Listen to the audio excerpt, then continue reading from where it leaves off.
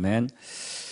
저와 여러분은 이제 2021년 시작하면서 계속 믿음의 본질에 대해서 계속 나누겠습니다. 믿음의 본질. 왜 믿음의 본질에 대해서 나누기를 원하냐면은 이 마지막 예수님 오시기 전에 전 세계에 엄청난 환난과 재앙이 이제 오는데 그 환난과 재앙 속에서 저와 여러분의 믿음을 지켜내야 되거든요.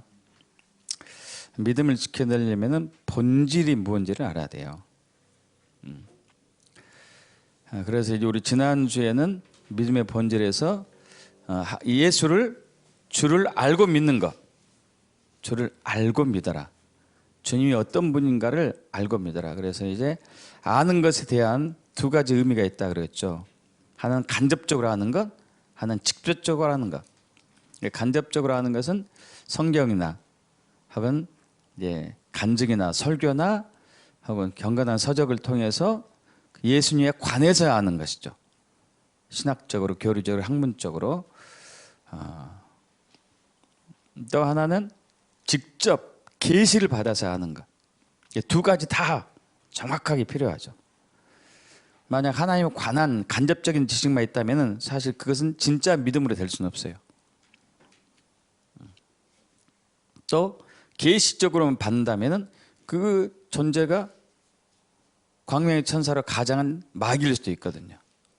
확인하는 것은 성경에서 확인해야 되는 것이고, 그래서 이 두 가지가 조화를 이루어서 우리가 주님을 알 때에 그 믿음은 절대 흔들리지 않습니다. 그리고 승리할 수 있게 되죠. 그래서 믿음의 본질, 주님을 아는 것. 또 하나는 우리가 누군지를 아는 거예요. 내가 누군가.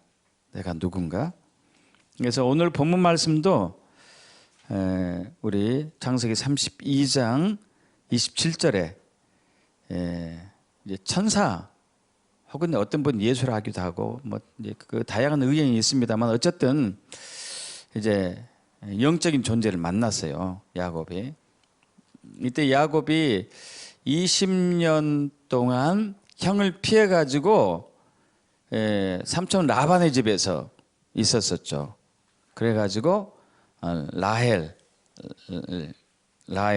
또 레아 그리고 실바 이런 이제 그 네 여인과 결혼하고 자녀들 많이 낳고 거부가 돼 가지고 고향으로 20년 만에 돌아오는데 20년 전에 형과 아버지를 속이고 형의 영적인 유업을 자기가 가로채 가지고 형이 죽이려고 했던 것 때문에 도망갔었는데 20년 만에 이제 고향으로 돌아갑니다. 때가 되어 가지고. 근데 이제 두렵죠. 형이 자기를 죽일 줄 모르니까.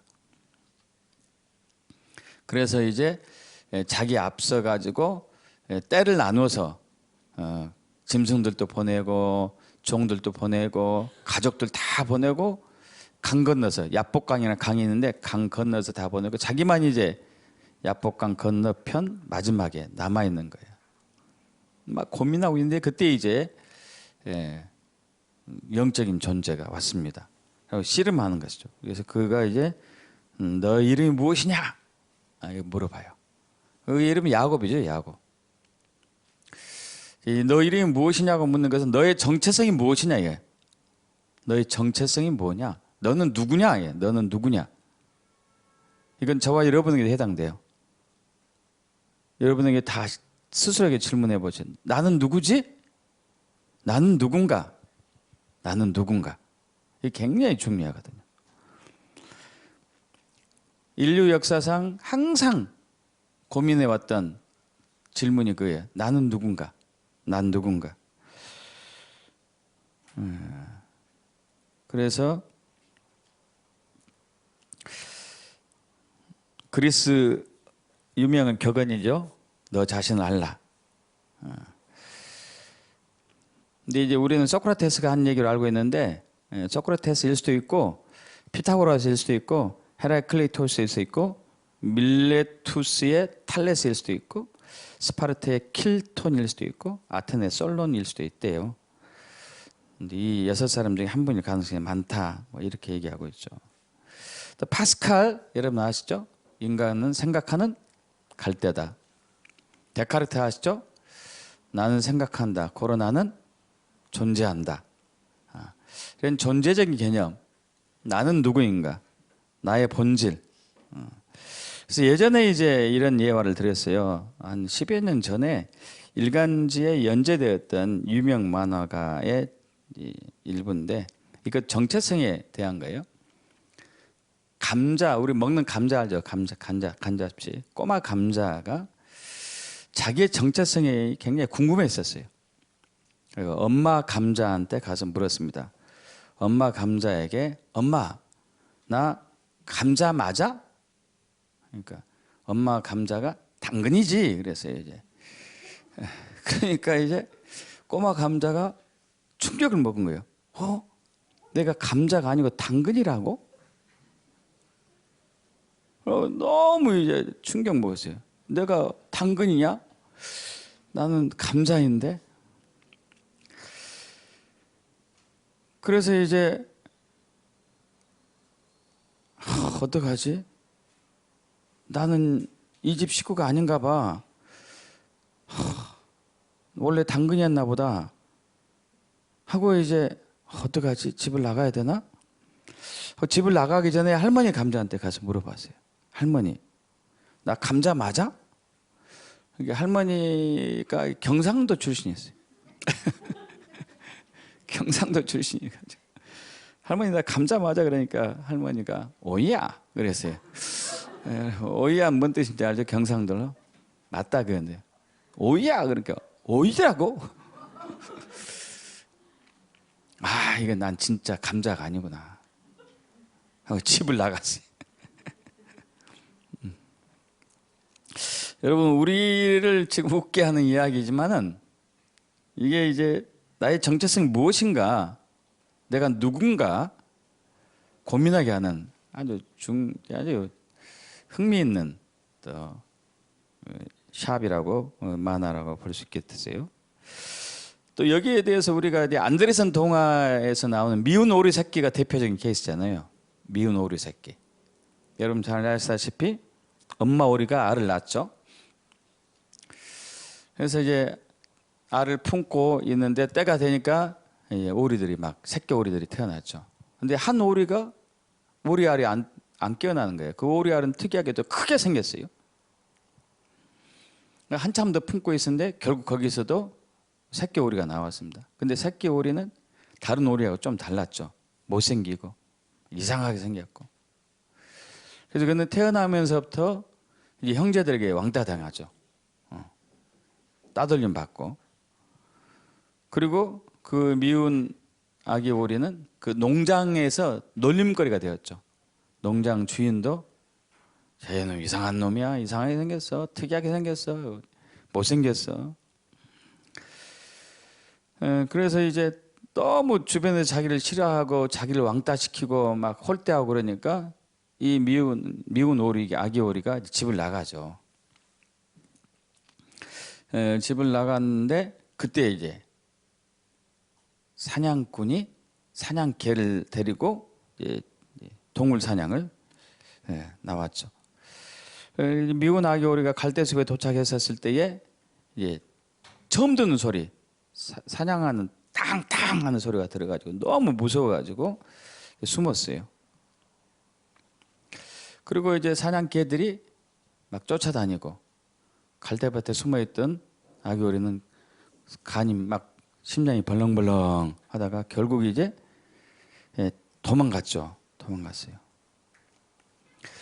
정처 없이 도망가다 보니까 한 외딴 집을 발견하게 되죠.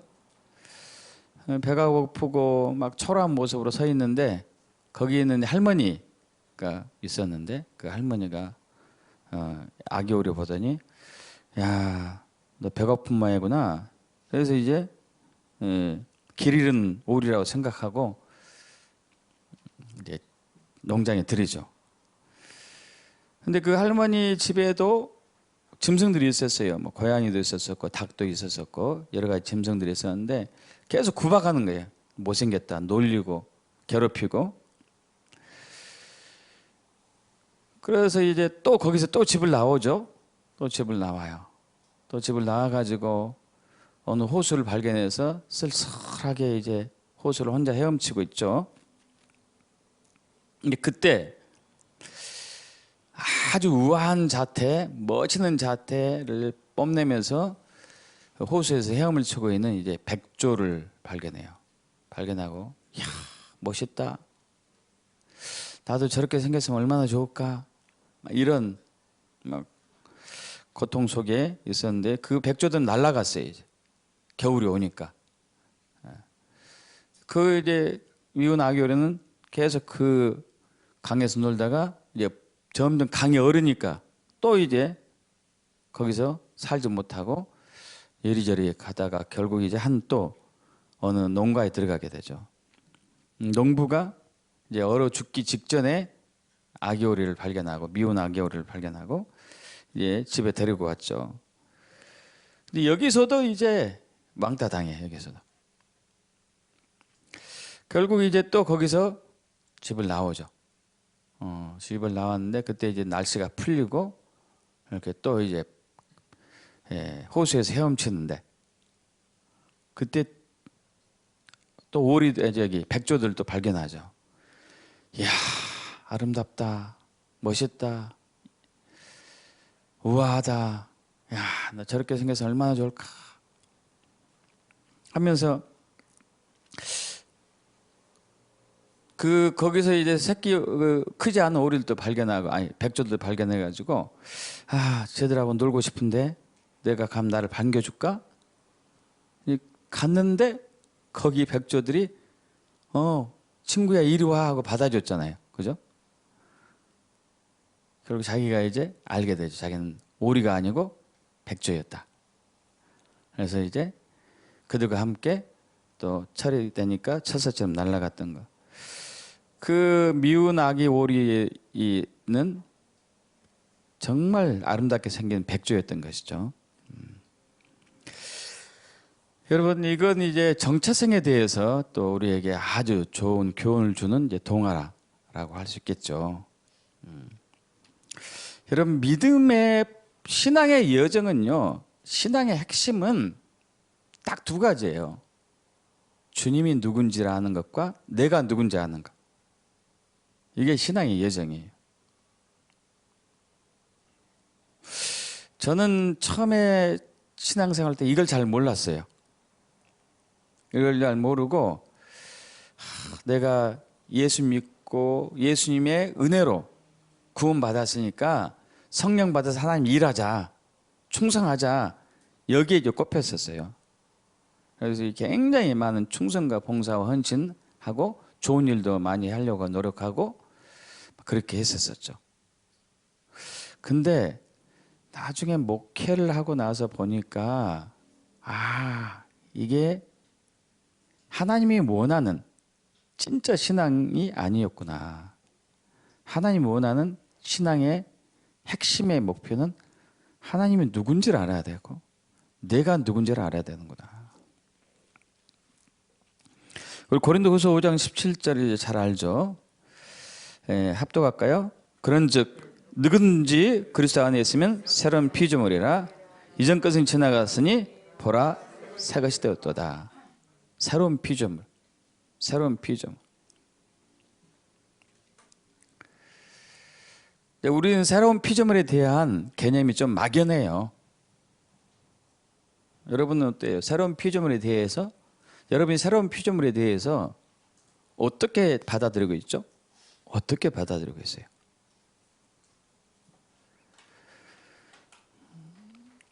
이 새로운 피조물에 대한 정체성이 에 대한 지식이 굉장히 빈약하고 이것을 신뢰하지 않기 때문에 우리는 여전히 옛날의 삶을 그대로 살아요. 여러분 그러지 않습니까? 예수 믿기 전과 예수 믿고 난 이후의 삶이 조금은 차이 있을지 모르겠지만 큰 차이는 없어요. 왜 그러냐면은 이 새로운 피조물의 정체성을 정확히 모르기 때문에 그래요. 아직도 우리는 육적인 나와 영적인 나를 혼동하고 있어요.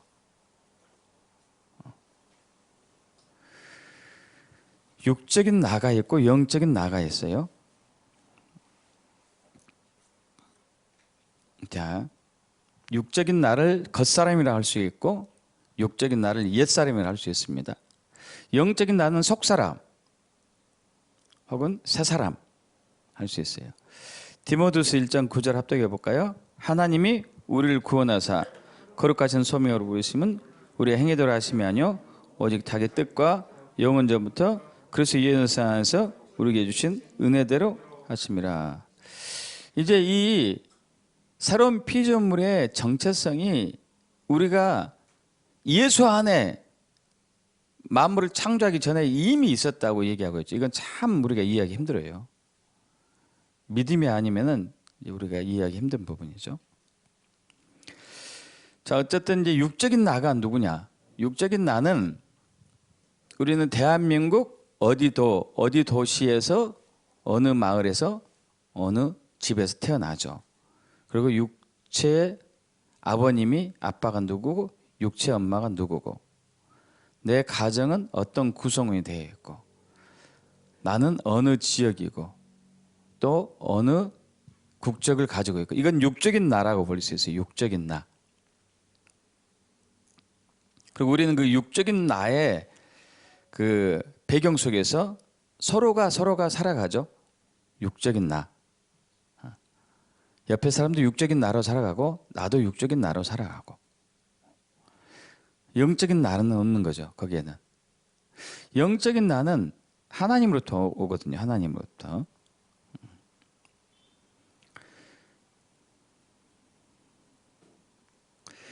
자, 성경에서 하나님 예수 믿고 난 이후에 이제 새로운 정체성으로 되는데 새로운 피조물이 되는데 이렇다 하고 정확하게 신분을 얘기해 주는 게 한 대여섯 개 정도 됩니다. 자세히 하면 더 많을 수도 있는데 크게 굵직한 거. 자, 영적인 정체성이 있어요. 영적인 정체성. 예수 믿고 난 이후에 영적인 정체성이 있습니다. 하나님의 종, 하나님의 자녀, 예수님의 신부, 하나님의 친구, 왕 같은 제사장, 하나님 나라의 백성 뭐 이런 것 여러 가지가 있어요. 이거 영적인 저와 여러분이에요. 영적인 저와 여러분. 자, 하나님의 종, 빌립보서 1장 1절 그리스도 예수의 종 바울과 디모데는 그리스도 예수 안에서 빌립보에 사는 모든 성도와 또한 감독들과 집사들에게 편지하노니 하고 얘기하고 있어요. 사도 바울이 자기를 예수의 종이라고 얘기하겠습니다. 자, 우리는 예수를 주여라고 해요. 주여, 주님. 그것은 바로 우리가 예수의 종이라는 거예요. 믿습니까, 여러분? 이게 정체성 중에 하나예요, 하나. 또 하나가 있습니다. 하나님의 자녀예요, 동시에. 로마서 8장 16절 합독할까요? 성령이 친히 우리의 영과 더불어 우리가 하나님의 자녀인 것을 증언하시니. 우리 하나님의 자녀. 예수 믿는 순간 우리 하나님의 자녀이거든요. 또 예수님이 신부로 우리를 이제 정체성을 성경을 밝히고 있죠. 계시록 19장 7절 우리가 즐거워하고 크게 기뻐하며 그에게 영광을 돌리세 어린 양의 혼인 기약이 이르렀고 그의 아내가 자신을 준비하였으므로 그에게 영광을 돌리세 예수께 그의 아내 우리 교회 또 하나님의 친구라고 또 얘기합니다. 요한복음 15장 15절 합독할까요? 이제부터는 너희를 종이라 하지 아니하느니 종은 주인이 하는 것을 알지 못함이라 너희를 친구라 하였노니 친구예요. 친구. 엄청난 신분이에요. 하나님의 친구라. 또 오늘 우리가 봤던 거 베드로전서 2장 9절 그러나 너희는 택하신 족속이요 왕같은 제사장들이요 거룩한 나라요 그의 소유가 된 백성이니 왕이면서 제사장 거룩한 나라 그의 소유가 된 백성 택하신 족속. 여러분 이러한 정체성들이 진짜 여러분인 것을 믿냐 이게. 내가 예수의 종인가? 내가 하나님의 자녀인가? 내가 하나님의 예수님의 신부인가? 내가 예수님의 친구인가? 내가 왕 같은 제사장인가? 이걸 믿냐 이거 믿냐?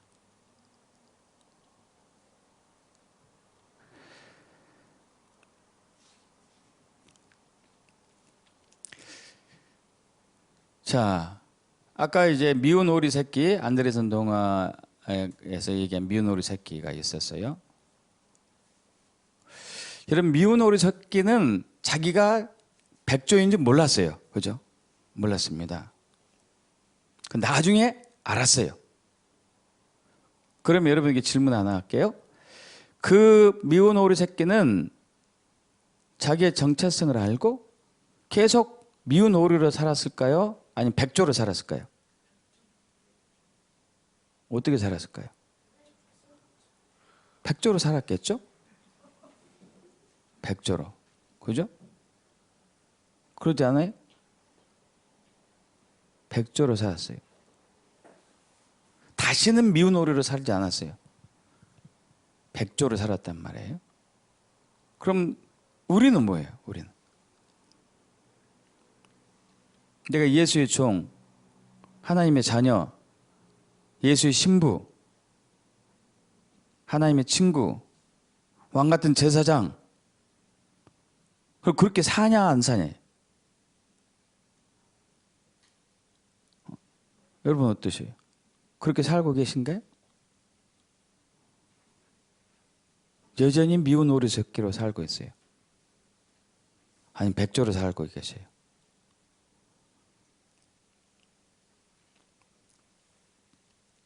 예수 믿는다 하면서 여전히 미운 오리 새끼로 산다면 우리는 예수를 어쩌면 안 믿을 수도 있는 거예요.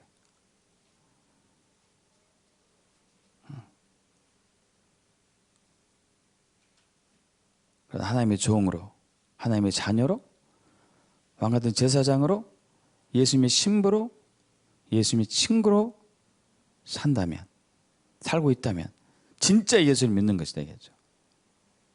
진짜 예수를. 여러분, 믿음의 본질, 신앙의 여정은요, 내가 누군지를 발견해 가야 돼요. 그리고 그 삶을 살아야 되는.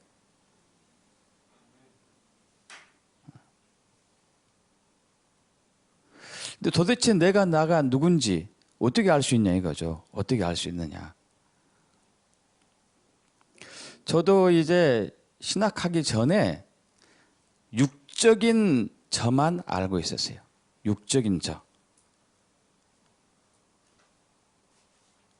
육적인 저는 이제 전라남도 목포시 어디에서 태어나가지고 누구 부모로부터 태어나서 거기서 고등학교 마치고 약학대학하고 약학대학원 마치고 한의과 대학하고 또 환자들 치유하면서 예수 믿게 되고 그래서 열심히 또 충성하고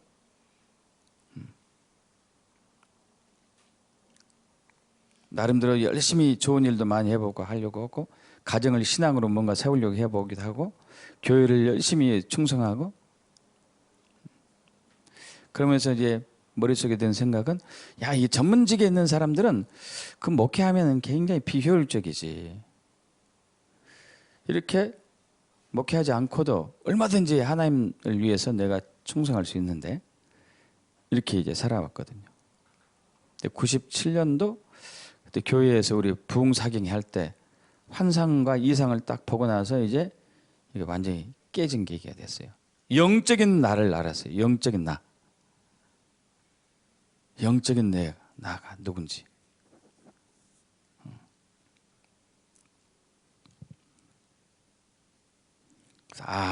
그러면 나는 그분의 부르심대로 따라가야 되겠구나 하고 이제 모든 직업을 내리고 신학을 하게 되죠. 왜? 영적인 나가 더 중요하기 때문에.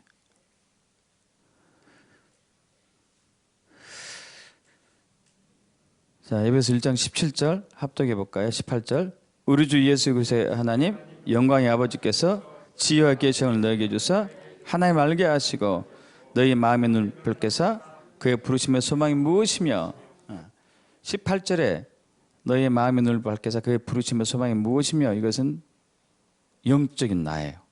진짜 나예요. 진짜 나. 진짜 내가 누군가. 그러려면은 지혜와 계시의 영이 임해야 돼요. 영적인 눈이 밝아져야 돼요. 마음의 눈이 밝아져야 돼요. 저도 그랬다니까요.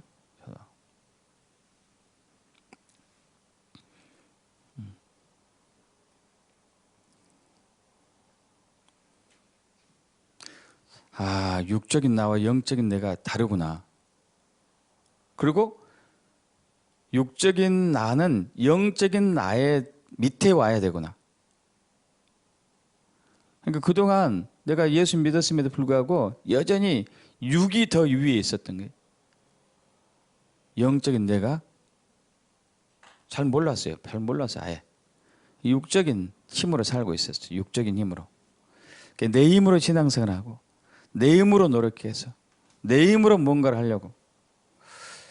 그렇게 되면은 우리가 둘 중에 하나예요. 교만하든지 낙심하든지. 내 힘으로 사는데 잘 되겠어. 뭐든지 잘 돼요. 그럼 여러분 교만해져요. 반드시 교만해집니다. 육적인 나로 살기 때문에 그래요.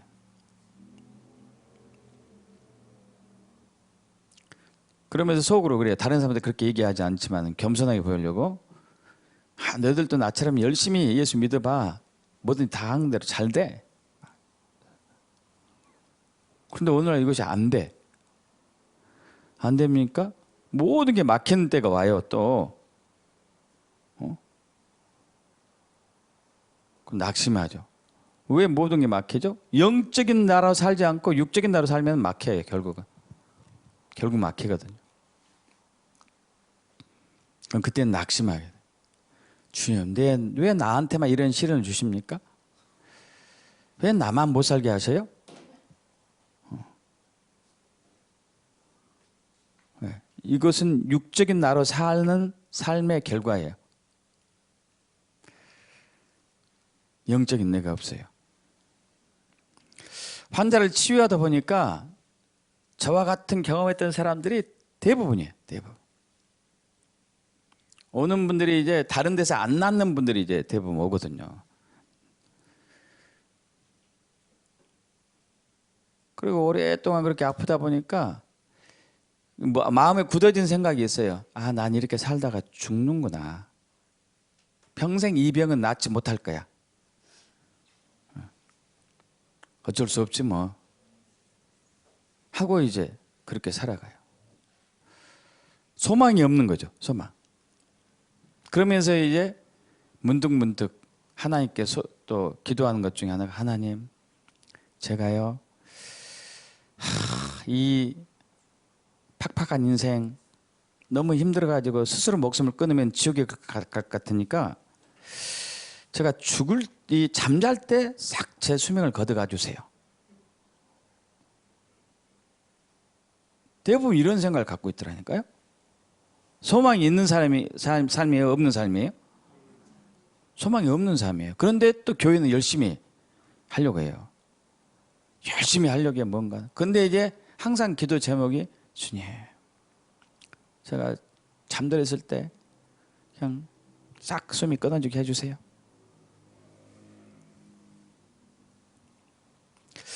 근데 제가 이제 이 환자들 치료하면서 은혜로운 게 이분들이 그 고질병에서 벗어나는 것을 지금 경험하는 거예요.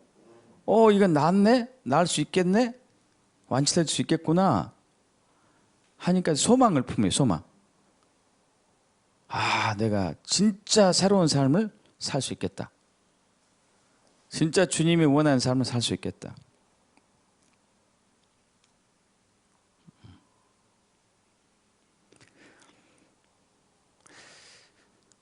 우리는 안타깝게도 그냥 겉사람의 삶을 많이 살고 있는 편이에요. 겉사람.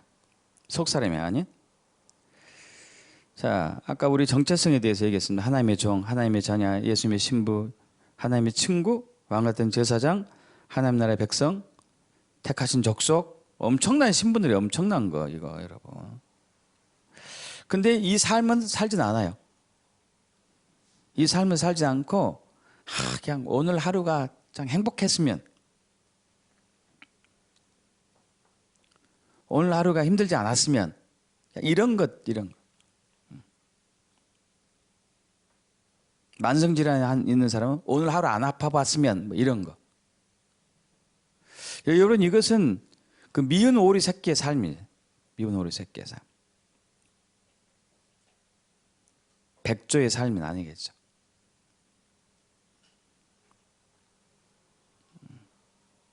왜냐하면 내가 누군지 정확히 모르니까. 내가 누군지 정확히 모르고 믿지 않으니까요.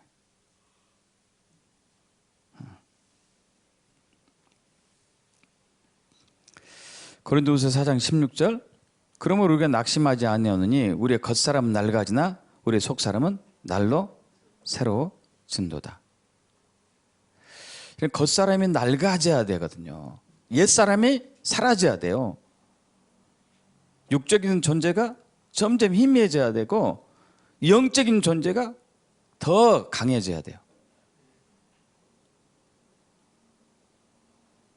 백조의 삶이 더 강해져야 된다니까요.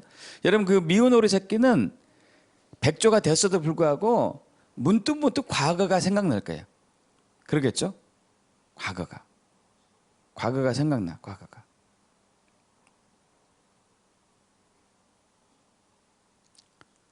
그는 과거의 삶을 떨쳐야 돼. 떨쳐버려야 돼요. 헤브리서 4장 22에서 24절 합독해 볼까요? 너는 유혹에 욕심을 따라 썩어져가는 구습을 따른 옛사람을 벗어버리고 오직 너의 심령이 새롭게 되어 하나님을 따라 의와 진리의 거룩함으로 지으심을 받은 새 사람을 입으라. 여러분 이 겉사람 특징, 저와 여러분의 육과 혼의 특징은요, 탐심, 탐욕, 시기, 원망, 불평, 교만, 게으름, 방탕함, 나태함, 술 취함, 당짓고 원수 맺는 것, 음란한 것, 술 취한 것, 방탕한 것, 이런 것들이 이제 겉사람의 특징이에요. 특징.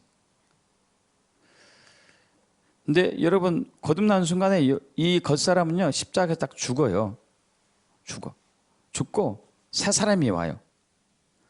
새 사람은 사랑하고 희락 기뻐하고 화평하고 오래 참고 자비하고 양선하고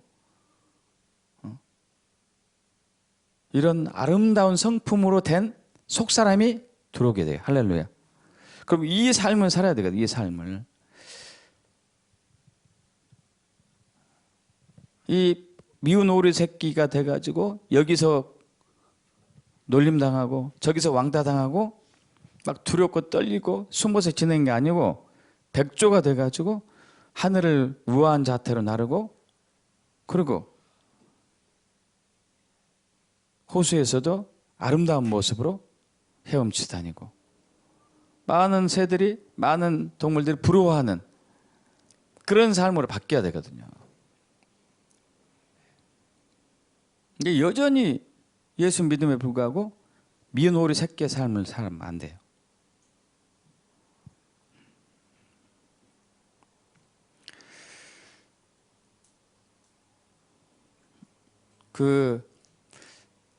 오신 분들이 환자들이 저번에도 잠깐 말씀드렸지만은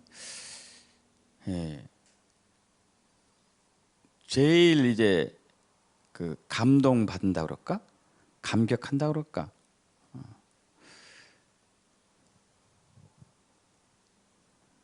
그분들을 손으로 치유를 해드리는데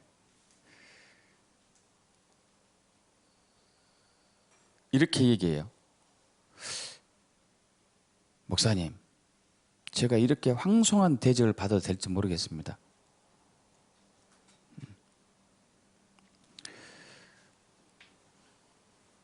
이게 이런 얘기하면 좀 이제 그러지만은 당신의 신분으로는 나 같은 사람을 이렇게 왕처럼 대접하기가 좀 그러지 않습니까? 이런 마음 같아 이제. 배우기도 저보다 많이 배운 것 같은데. 목사인데 어떻게 종처럼 종이 돼가지고 나를 왕처럼 이렇게 대접을 해주느냐. 그래서 제가 이제 그러죠. 그 권사님, 집사님, 뭐 선교사님, 목사님, 그 황송하는 생각은 0.1초만 하시고 그 다음에 생각할 것이 더 중요한 게 있습니다. 뭐예요? 당신은 이런 대접을 받기 위해 태어난 사람인 것을 믿으십시오. 당신은 왕 같은 제사장이에요.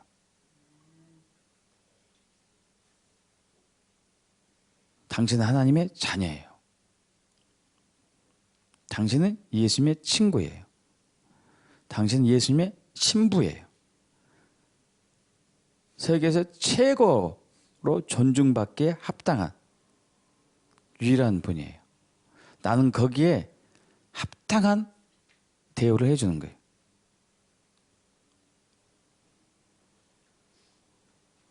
우리는 그런 노래를 많이 해왔어요. 당신은 사랑받기에 태어난 사람 믿습니까? 우리는 그런 노래 하면서 내가 그런 사랑받기에 합당한 당연한 존재라는 사실을 안 믿어. 그리고 내가 나를 안 믿으니까 다른 사람도 그렇게 대우도 안 해주고. 이해되십니까, 여러분? 내가 그런 대우를 안 받았으니까 다른 사람도 그렇게 대우를 안 해줘요. 그러니까 서로가 서로를 하대하면서 살아. 미운 오리 새끼 너는. 너도 미운 오리 새끼. 나도 미운 오리 새끼. 너도 미운 오리 새끼. 서로가 서로를 백조라고 여기진 않아요. 근데 주님은 우리를 백조로 만들으셨어. 할렐루야. 근데 우리는 백조로, 내가 나를 백조로 인정하지도 않아요. 다른 사람은 백조로 인정하지도 않고. 이 치료하면서 환자들이 제일 많이 회개하는 것 중에 하나가 그동안 내가 나를 얼마나 학대했는지를 회개하는 거예요. 내가 나를 얼마나 업심여고 왔는지, 내가 내 몸을 얼마나 막다르 왔는지, 내가 나를 얼마나 존중하지 않았는지. 그래서 내가 병들었구나. 왜 그럴까요? 내가 누군지 모르니까 그래요. 내가 누군지 모르니까 내가 나를 막 다루는 거예요. 내가 나를 막 다루니까 다른 사람도 나를 막 다루는 거예요. 함부로 돼요, 함부로.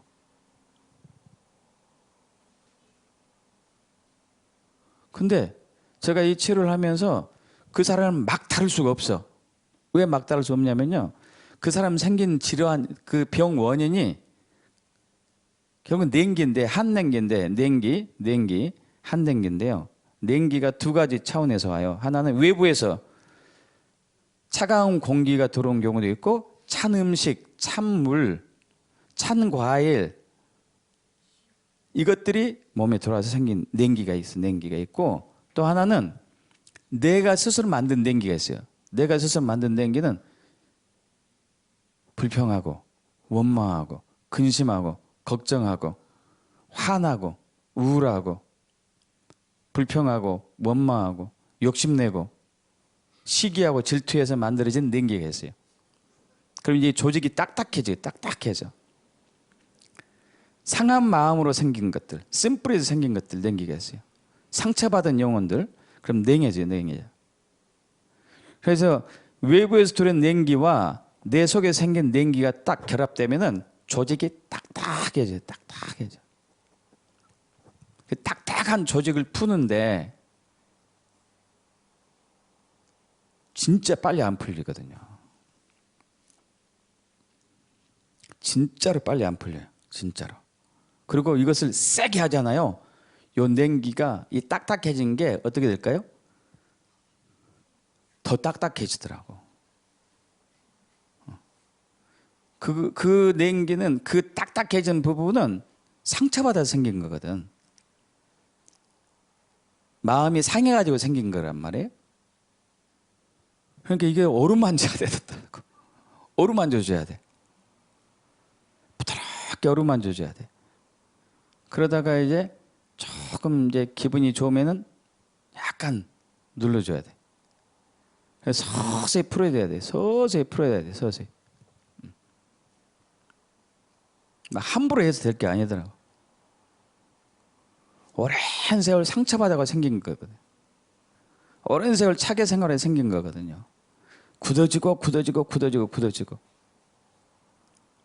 너무 신기한 게 풀면은 사람마다 각기 달라. 어떤 사람 트름을 계속 해요. 트름을. 30분이고 1시간이고. 어떤 사람 기침하는 사람도 있고. 어떤 사람 코가 맹맹해진 사람이 있고. 어떤 사람은 울어 또. 목사님 왜 눈물이 나죠? 어떤 사람은 그 자리에서는 방구 안 끼는데 끈다고 나서 화장실 가가지고 우당탕탕 서면 냉기 빠지는 거예요.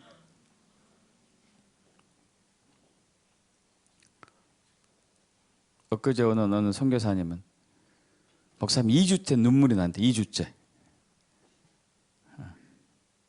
슬픈 일도 없는데 눈물이 나요.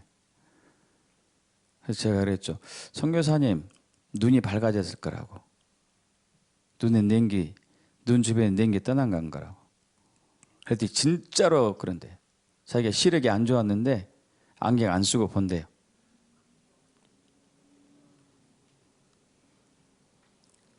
한 분은 이 안압이 높고 눈이 잘 안 좋고 염증 생겨가지고 주사를 맞는데 야 눈동자에다 주사를 맞네. 얼마나 고통스러운지 한 번 맞아봤는데 다시는 안 맞을 거라고 하지만은 병원에서 또 맞으라고 그런대요. 저번 달에 맞아야 됐는데 안 맞았어. 왜? 나았거든.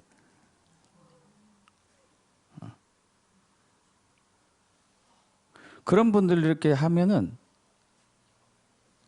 제가 굉장히 큰 은혜 받은 것 중에 하나가 제 마음이 굉장히 연민이 많이 생겨. 얼마나 아팠을까? 얼마나 아팠을 것 같아요. 녹내장이나 눈 염증으로 해도 고통스러운데 주사 맞을 때 얼마나 아팠을까요? 이건 끔찍하대, 끔찍해.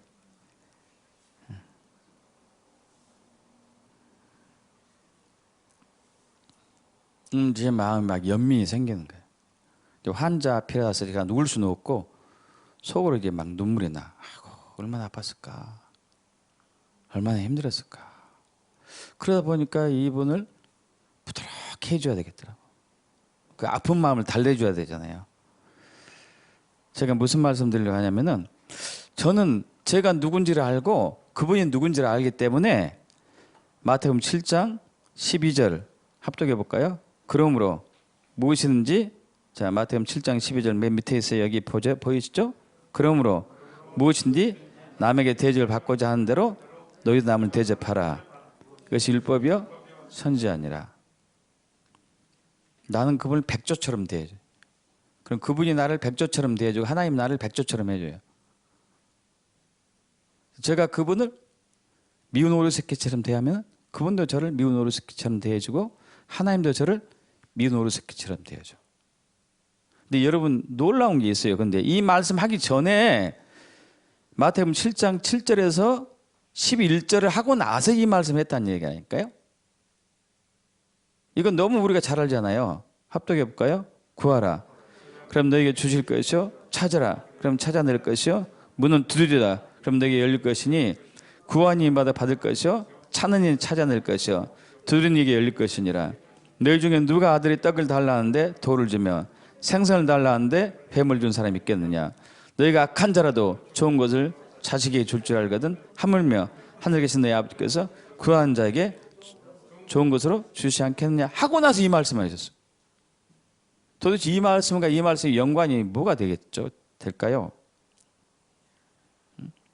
그래서 우리는 마태복음 7장 7절에서 11절 누가복음에도 있죠. 누가복음 11장에 동일한 얘기가 나오는데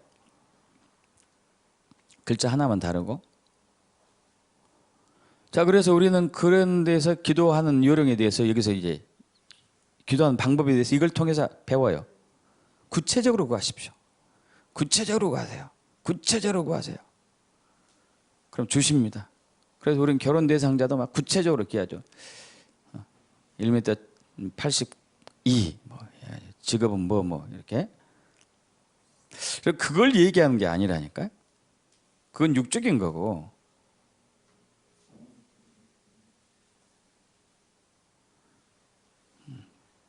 자, 주님께서 뭐가 핵심이냐면요. 주님은 우리에게 가장 좋은 것을 주신다. 믿습니까? 자, 11절 봐요. 너희가 악한 자로 좋은 것을 자식에게 줄 줄 알거든 하물며 하늘에 계신 너희 아버지께 구한 자에게 좋은 것을 주지 않겠느냐. 가장 좋은 것을, 가장 좋은 거. 왜 가장 좋은 걸 주시죠? 그런 존재이기 때문에 우리가. 믿습니까? 너는 왕이니까. 너는 내 아들이니까. 너는 내 친구니까. 너는 내 신부니까. 너는 왕 같은 제사장이니까. 거기 합당한 대우를 해주는 거예요. 합당한 대우로. 이건 교만이 아니에요. 교만이. 교만이 아니에요. 내가 누군가. 내가 누군가. 여러분, 이 정체성을 정확히 모르면은 우리는 육적인 것으로 가요. 그래서 육적인 욕심만 생겨. 육적인 욕심만. 그러지 않겠어요, 여러분? 육적인 욕심만 생긴다니까요. 왜? 내가 왕인데 노예처럼 살면 어떻게 되겠어요? 그 미운 오리새끼처럼 이리저리 도망만 다니고 원망만 생기고 불평만 생기지 않겠어요?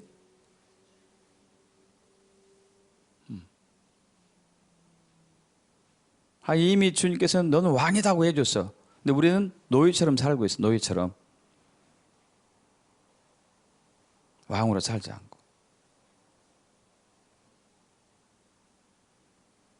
내가 왕이면은 내가 나를 존중해, 왕같이 존중해 줘야 되겠죠. 존중해 줘야 돼요.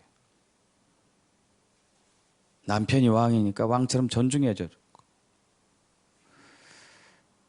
제가 이제 환자 치유하면서 받은 큰 은혜는 그거예요. 이분이 존중해 줘야 되겠구나. 왕처럼. 최고로 존중을 해줘야 되지. 그래야 질병이 낫더라고, 이게. 그래야지 낫더라고요. 그런 대우를 받지 못해 생긴 질병이니까. 여러분 이해 가세요? 본인이 본인을 학대해가지고 생긴 질병이거든. 상처받아서 생긴 질병이니까 최고의 존중을 해줘야 되거든요.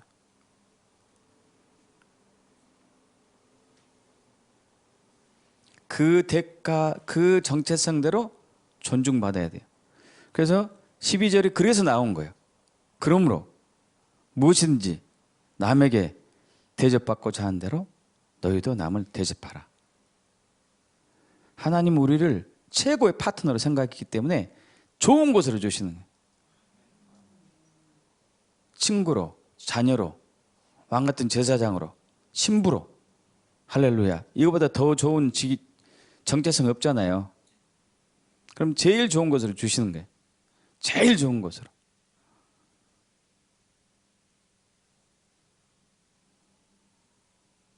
우리는 아껴서 사는 거 좋아요. 아껴서 사는 거.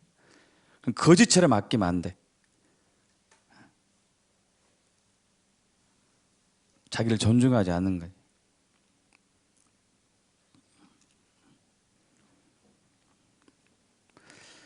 그래서 내가 누군지, 내가 누구지. 왕이면 왕답게 살아야 되고, 신부이면 신부답게 살아야 되고, 친구이면 친구답게 살아야 되고, 그죠?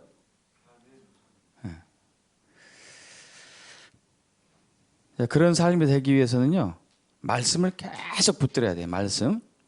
시편 19편 7절에서 10절.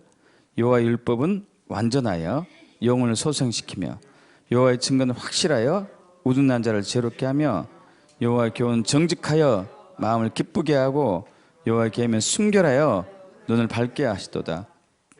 경외하는 도는 정결하여 영혼까지 이르고 여호와 법도 진실 다 의로우니 금 곧 많은 순금보다 더 사모할 것이며 꿀과 소금꿀보다 더 달도다. 아멘. 자, 율법 7절에 8절에 교훈. 7절에 율법이 있고 또 여호와의 증거가 있어요. 8절에 교훈이 있고 또 계명이 있고 또 9절에 여호와를 경외하는 도가 있고 또 여호와의 법 있고. 자, 이게 다 말씀이죠. 말씀이 저와 여러분의 정체성을 밝힌다는 게 한마디로 있습니까? 내가 누군지를 알게 한다니까요. 내가 누군지를 확실하게 알게 하는, 그런 누구로 살아가게 하는 거예요. 할렐루야. 그렇게 살아야 돼요. 그렇게 살아요. 말씀을 붙들어야 돼요. 말씀.